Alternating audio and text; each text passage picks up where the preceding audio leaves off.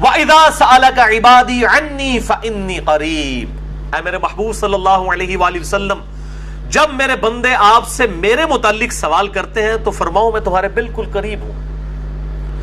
اجیب دعوت الداعی اذا دعان، ہر پکارنے والے کی پکار کو سنتا ہوں جب وہ مجھے پکارتا ہے، لیکن شرط کیا ہے؟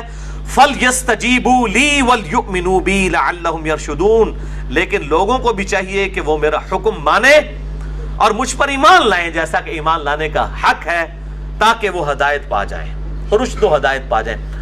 یعنی یہ ون وے ٹریفک نہیں ہے، گاڈ کو رسپانس کریں گے پھر آگے سے رسپانس ملے گا۔ والذین جاہدوا فینا لنہدینہم سبلنا، جو لوگ ہماری راہ میں کوشش کریں گے ہم ان کے لیے اپنی راہیں کھولیں گے۔ یہ نہیں ہے کہ انسان جو ہے وہ کوشش کوئی نہ کرے اور پھر کہے کہ اللہ تعالیٰ میرے ساتھ وہ والا معاملہ فرمائے، نہیں۔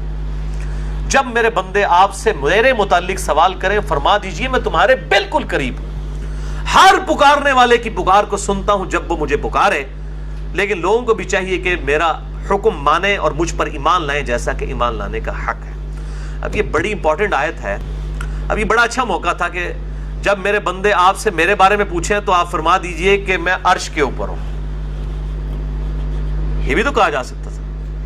جس طرح آج سلفیوں کو فکر پڑ جاتی ہے جی وہ قریب کہہ دیا تو وہ کہیں وہ وحدت الوجود نہ ہو جائے، فلاں نہ ہو جائے، یہ تو بڑا خطرناک موقع تھا، یہاں تو یہ بات ہی نہیں کرنی چاہیے تھی۔ تو اس لیے میں نے اس اعتبار سے بڑے ہی ایکسٹریم رویے ہیں جہمیہ کی طرف سے بھی اور آج کے بعض سلفی علماء کی طرف سے بھی، یہ بہت ایکسٹریم رویے ہیں۔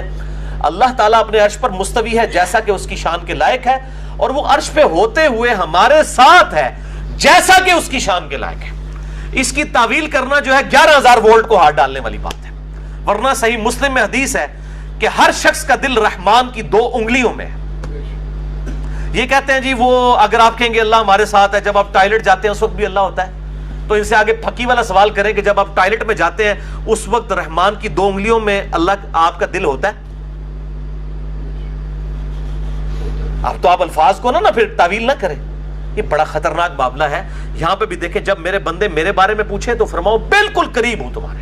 کیسے قریب ہوں؟ جیسا کہ اس کی شان کے لائق ہے۔ اس حوالے سے ایک میرا کلپ ہے جس میں میں نے حنفیوں اور سلفیوں دونوں کے ایکسٹریم رویوں کا رد کیا ہے، کیونکہ حنفی بعض کا بالکل جہمیوں والا عقیدہ پروپیگیٹ کرتے ہیں اور بعض سلفی، ساروں کی نہیں میں بات کر رہا، بعض سلفی جو ہیں بالکل مجسمہ والا عقیدہ پروپیگیٹ کرتے ہیں۔ میرا ایک کلپ ہے یوٹیوب پہ، آپ لکھیں رومن میں اللہ کہاں ہے یا انگلش میں لکھ دیں ویئر از اللہ، سب سے ٹاپ پہ میرا وہ کلپ انشاءاللہ کھل جائے گا، جس میں میں نے میرا خیال 12-13 منٹ میں یہ معاملہ کلیئر کیا ہے۔ تو میں یہ کسی موقع پہ بھی نہیں چھوڑوں گا کہ میں یہ ضرور ایڈریس کروں گا کہ اللہ تعالیٰ کے بارے میں عقائد اس طریقے سے پروپیگیٹ نہ کریں کہ وہ قیامت والے دن تہاڈے گاٹے فٹ ہو جان۔ بالکل اللہ تعالیٰ عرش پہ ہے جیسا اس کی شان کے لائق ہے، الرحمن علی العرش استوى، اور قرآن میں نحن اقرب الیہ من حبل الورید، ہم تمہاری رگ جان سے بھی زیادہ تمہارے قریب ہیں جیسا کہ اس کی شان کے لائق ہے۔ تم 3 نہیں ہوتے، چوتھا وہ تمہارے ساتھ ہوتا ہے، تم 5 نہیں ہوتے، چھٹا وہ تمہارے ساتھ ہوتا ہے، وَهُوَ مَعَكُمْ أَيْنَمَا كَانُوا، تم جہاں کہیں بھی ہو تمہارے ساتھ ہوتا ہے۔ کیسے ہوتا ہے؟ جیسا کہ اس کی شان کے لائق ہے۔ آپ کیوں اس میں انجینئرنگ کرنے کی کوشش کر رہے ہیں، اس کی ڈیٹیلز میں جانے کی؟ اللہ کی صفات لَيْسَ كَمِثْلِهِ شَيْءٌ، اللہ کی مثل کوئی شے نہیں، نہ جہمیہ بنے نہ مجسمہ بنے۔ یہ بہت خطرناک معاملہ ہے اور اس میں ڈر جانے کا مقام ہے۔ اب یہ روحانی منزل ہے کہ رمضان کی آیات کے بیچ میں یہ آیت کیوں ڈالی گئی ہے کہ جب میرے بندے تم سے میرے متعلق پوچھیں تو فرماؤ میں تمہارے بالکل قریب ہوں، ہر پکارنے والے کی پکار کو سنتا ہوں۔ کیوں؟ دیکھیں انسان جس ہستی کے لیے قربانیاں کر رہا ہوتا ہے، انسان کی ایک خواہش ہوتی ہے کہ میرا اس کے ساتھ کوئی تعلق قائم ہو جائے۔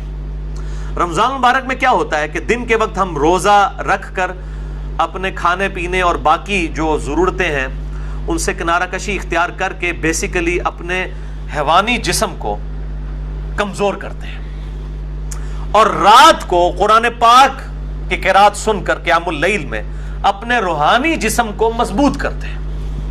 دونوں طرف سے آپ دیکھیں، ادھر سے جسم کمزور ہو رہا ہے اور یہاں سے روح کو غذا مل رہی ہے، تو ظاہر ہے کہ جب جسم کمزور ہوگا، روح کو غذا ملے گی تو روحانی پہلو انسان کا ڈومیننٹ ہو جائے گا۔ پھر اس کے بعد اندر سے خود یہ آواز اٹھے گی، صحابہ سے اٹھتی تھی کہ جس رب کے لیے ہم قربانیاں کر رہے ہیں وہ رب کدھر ہے؟ وَإِذَا سَأَلَكَ عِبَادِي عَنِّي فَإِنِّي قَرِيب، اے میرے محبوب صلی اللہ علیہ وآلہ وسلم جب میرے بندے آپ سے میرے بارے میں پوچھے تم فرماؤ میں تمہارے بالکل قریب ہوں، کوئی ٹینشن نہ لو، جس رب کے لیے قربانیاں کر رہے ہو نا وہ ہر وقت تمہارے ساتھ ہے. تمہاری قربانیاں رائیگاں نہیں جائیں گی. یہ دن کے وقت بھوک کی تکلیف، پیاس کی تکلیف برداشت کرنا اور رات کو جگراتا کاٹنا، قیام اللیل کر کے، یہ قربانیاں رائیگاں نہیں جائیں گی. اور جب انسان کو یہ یقین ہونا کہ جس کے لیے انسان قربانی کر رہا ہے وہ اس کو دیکھ رہا ہے اس حال میں، تو انسان کو صبر نصیب ہو جاتا ہے. یہ دنیا میں بھی ہے. آپ کسی دنیاوی دوست کے لیے قربانی کریں اور تکلیف اٹھائیں، اور آپ کو یہ پتا چل جائے کہ آپ کے دوست کو بھی یہ بات پتا چل گئی ہے کہ آپ کو اس کے تکلیف اٹھانی پڑ رہی ہے، تو ایک اندر سے روحانی خوشی ملتی ہے کہ یار جس کے لیے کر رہا تھا اس کو پتا چل گیا کہ میں نے اس کے لیے قربانی کی ہے. اور جس اللہ کے لیے، جس نے ہمیں یہ سب کچھ دیا، ہمیں جان دی، اچھا جسم دیا، بال بچے دیے، اور یہ دنیاوی سرکمسٹانسز دیے، اور پھر الٹیمیٹلی جنت میں ہمیشہ کی کامیابیاں انشاءاللہ مقدر ہونے والی ہیں، تو اس اللہ کے لیے بھی جب انسان اپنی کوئی قربانی پیش کرتا ہے تو انسان کے اندر سے یہ خواہش پیدا ہوتی ہے. اور اسی کا ذکر ہے، جب میرے بندے پوچھیں فرماؤ تمہارے بالکل قریب ہوں، ہر پکارنے والے کی پکار کو سنتا ہوں، بشرطے کہ وہ میری بات بھی مانے اور مجھ پر ایمان لائے جیسا کہ ایمان لانے کا حق ہے.